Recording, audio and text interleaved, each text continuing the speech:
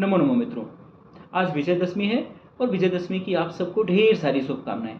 आज के दिन पूरी दुनिया भर में जहाँ जहाँ कहीं भी सनातनी परंपरा को मानने वाले लोग रहते हैं, वे इस दिन का बहुत ही हर्षोल्लास के साथ इस दिन को मना रहे हैं।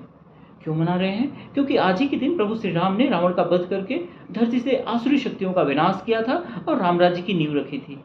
राम राज्य एक ऐसा आदर्श राज्य जहाँ पर किसी भी प्रकार का कोई भी दुख न हो, जहाँ पर हर तरफ सुख शांति और समृद्धि हो, जहाँ पर व्यक्ति को उनका इच्छित प्राप्त होता हो, सरलतापूर्वक प्राप्त होता हो, जहाँ किसी भी प्रकार की कोई कमी न हो, चारों तरफ शांति व्याप्त हो, चारों तरफ सुख व्याप्त हो, आपस में भाईचारा हो, प्रेम हो, देश उन्नति की तरफ बढ़ रहा हो। बाबा तुलसीदास ने रामचरितमानस में लिखा है, दैहिक दैविक भौतिक तापा राम राज्य काहू नहीं व्यापा। अर्थात राम राज्य एक ऐसा राज्य था जिसमें प्रजा निरोगी थी, उसे प्राकृतिक आपदा या दैवी प्रकोप का भी भय नहीं था। अगर हम आधुनिक अर्थों में देखें तो हम कह सकते हैं कि उस काल में जीवन की गुणवत्ता उच्च स्तर की थी, मानव विकास सूचकांक भी उच्च कोटि का था, चारों तरफ किसी भी प्रकार की कोई कमी नहीं थी। राजा प्रजावत्सल था, वो राजा से उतना ही कर लेता था जितना कि राजा के विकास के कार्य के लिए जरूरी हो। जैसा कि कहा भी गया है कि जैसा कि बाबा तुलसीदास ने ही राम राज्य में जो कर की व्यवस्था थी उसके विषय में कहा था कि जिस तरह से सूर्य तालाब से, नदियों से, समुद्र से उतना ही पानी सोखता है जितना कि आवश्यक होता है और जिसे कि वह पुनः द्विगुणित करके बारिश के रूप में पुनः धरती पर लौटा देता है, उसी तरह से राम राज्य में शासक हुआ करते थे। राम राज्य एक ऐसा राज्य था जिसमें राजा प्रजा से उतना ही कर लिया करता था जितना कि राज संचालन के लिए और प्रजा की भलाई के लिए, प्रजा के कल्याण कार्यों के लिए आवश्यक होता था। प्रजा से न तो वो अधिक कर लेता था, न तो कर कम कर लेता था। ठीक, जैसे उन्होंने कहा, बरसत हर्षत सब लखे, करसत लखे न कोय, तुलसी प्रजा सुभागते, भूप भानुषम होए।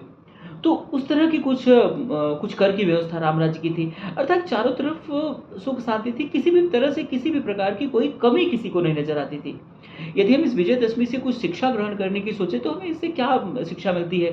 प्रथम की विजयदशमी का हमें यह शिक्षा मिलती है कि हमें सिर्फ इसको रावण दहन के दिन के रूप में नहीं देखना चाहिए। जैसा कि हम वर्षों से मनाते आ रहे हैं कि इस दिन एक परंपरा जैसे हमने मान लिया है कि उस दिन हम रावण का दहन करेंगे, उसके पुतले का दहन करेंगे और अपने कर्तव्यों की इतिश्री कर लेंगे।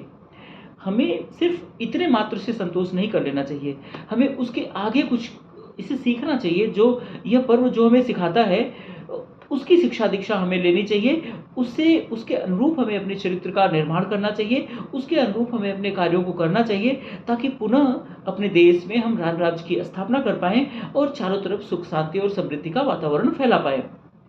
इसकी जो पहली शिक्षा है वो सिखाता है कि असत्य हारता ही हारता है और सत्य विजयी होता है। इसकी जो दूसरी शिक्षा होती है वो है कि मित्रता में बड़ी ताकत होती है। वह कैसे? राम तो अपने राजमहल से अकेले चले थे, अपने भाई और अपनी पत्नी के साथ। उनके पास न तो सेना थी, न तो उनके सखे, न तो उनके कोई सखा, बंधु, अनुचर, कोई भी नहीं था उनके साथ। लेकिन उन्होंने वो जंगल में गए, जंगल में उन्होंने कोलबिलों से, बानरों से, रीछों से, पशु पक्षियों से मित्रता की। और उनकी मित्रता की ताकत ही यह थी कि रावण जैसे पराक्रमी और सर्वशक्तिशाली राजा को, उसकी सर्वशक्तिशाली सेना को, जिसने कि देवों को भी हरा करके अपने वश में कर लिया था, अपने यहाँ कैदी बना करके रखा था, उसकी चतुरंगड़ी सेना को इन्हीं अपने मित्रों की ताकत के बल पर उन्होंने हराया। इसकी जो तीसरी शिक्षा मिलती है कि राजा को प्रजावत्सल होना चाहिए, उसे नैतिक होना चाहिए, उसे अपने प्रजा की बात को सुनना चाहिए, प्रजा के कल्याण को ध्यान में रखना चाहिए और ऐसे कार्य करना चाहिए जिससे कि प्रजा में चारों तरफ सुख शांति और समृद्धि हो। कुल मिलाकर हमें यह पर्व एक अच्छा मनुष्य बनने की प्रेरणा देता है। आशा है कि इस बार की विजयादशमी से हम यह सीख लेंगे, हम सिर्फ रावण का दहन करके ही बस संतुष्ट नहीं हो जाएंगे, हम उससे आगे कुछ इससे शिक्षा लेंगे और उसे अपने जीवन में अवश्य उतारेंगे। इसी के साथ आज का चलचित्र समाप्त करता हूँ। जय हिंद, वंदे मातरम।